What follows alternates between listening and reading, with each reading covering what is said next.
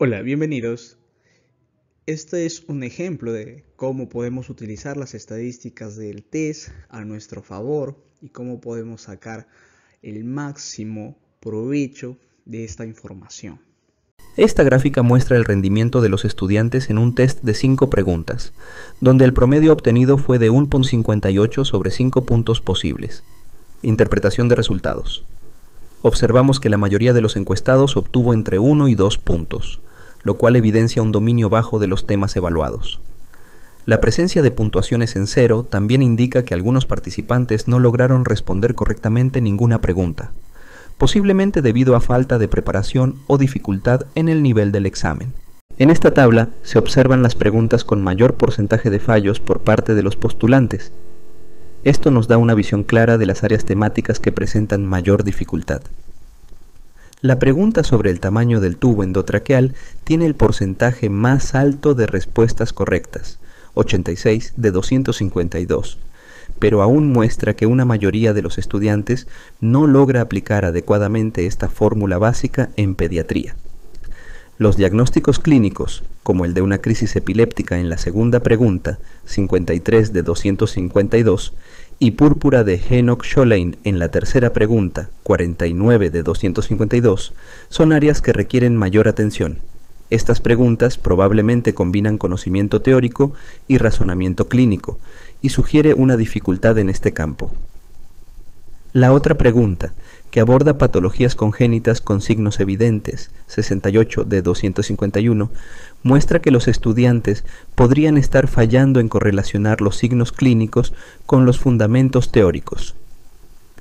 Los datos sugieren que los estudiantes podrían necesitar un refuerzo en la interpretación de casos clínicos y aplicación práctica de conceptos teóricos básicos de pediatría, para lo que utilizaremos baterías de simulación clínica virtual a base de preguntas y también preguntas repetitivas de conceptos básicos.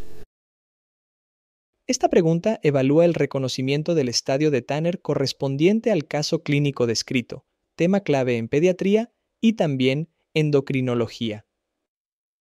Aunque el 56% respondió correctamente, un 32% seleccionó el estadio 3, lo que refleja una confusión común en los criterios para diferenciar los estadios 2 y 3, lo que nos sugiere que se necesita un refuerzo específico en el desarrollo de características sexuales secundarias, según Tanner.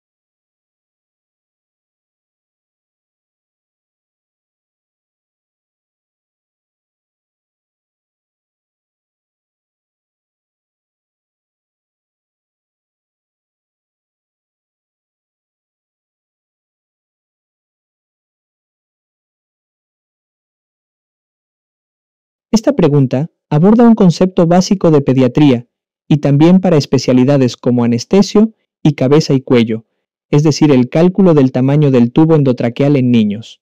Solo el 34% respondió correctamente, lo que muestra desconocimiento de la fórmula estándar. Muchos estudiantes optaron por fórmulas que involucran peso o talla, siendo que el concepto base es relacionar el tamaño de la tráquea con la edad.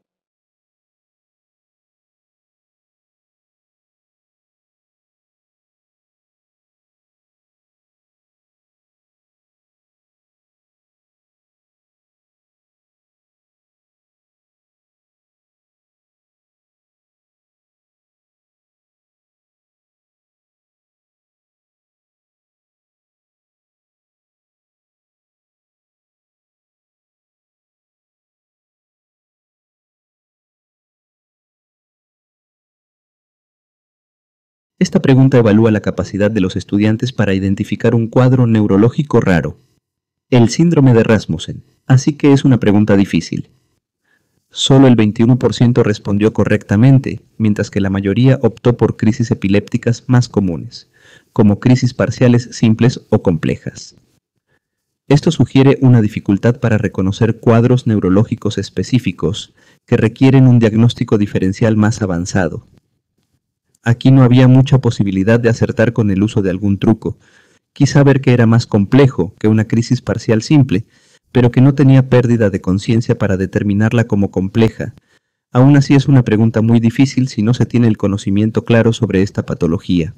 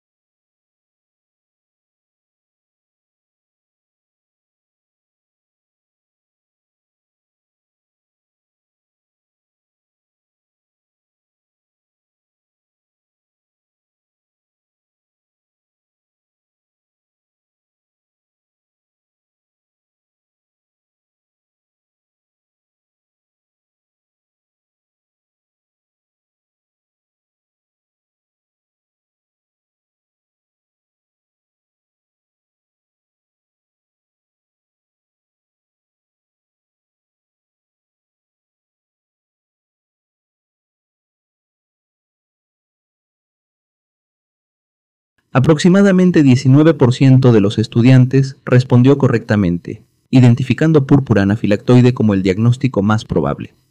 60% seleccionaron incorrectamente púrpura trombocitopénica idiopática, PTI, lo que nos muestra una confusión importante entre estas dos enfermedades. Muchos estudiantes parecen no reconocer que la presencia de dolor abdominal cólico y lesiones purpúricas palpables, junto con un antecedente de infección respiratoria, es característico de la púrpura de Henoch-Schönlein, no de la PTI. Las demás opciones, como trombastenia, artritis reumatoide juvenil y poliarteritis nodosa, recibieron menos respuestas, lo que sugiere que los estudiantes pudieron descartar diagnósticos que no encajaban con los síntomas descritos. En conclusión, fue una pregunta relativamente fácil con conocimientos muy básicos sobre cada enfermedad.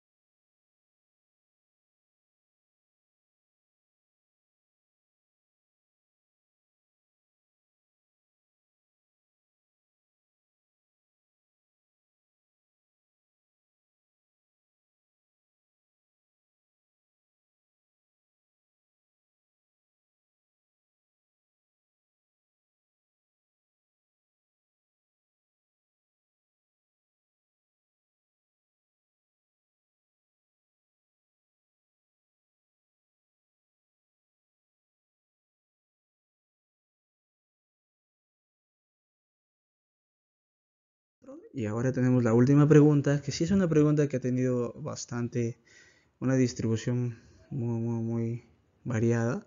Y es que sí es una pregunta difícil. Nos hacen una pregunta sobre una cardiopatía congénita y En esta pregunta solamente el 27% respondió correctamente, identificando que la afirmación falsa es que la cianosis aparece después del primer año de vida. La mayoría de los estudiantes mostró confusión en las afirmaciones relacionadas con la estenosis pulmonar y el pronóstico. La cianosis en cardiopatías congénitas cianóticas graves, como la tetralogía de Fallot, aparece desde el periodo neonatal o los primeros meses de vida. y no después del primer año. Esto indica que muchos estudiantes no tienen claro cuándo se manifiestan estos signos. Muchos estudiantes parecen confundir los determinantes pronósticos, como la estenosis pulmonar en la tetralogía de Fallot, con aspectos más generales del manejo. Una pregunta difícil, no se estresen, pero sí le estudio por qué. Le estudio porque es rentable, es un tema recurrente y debo tenerlo claro.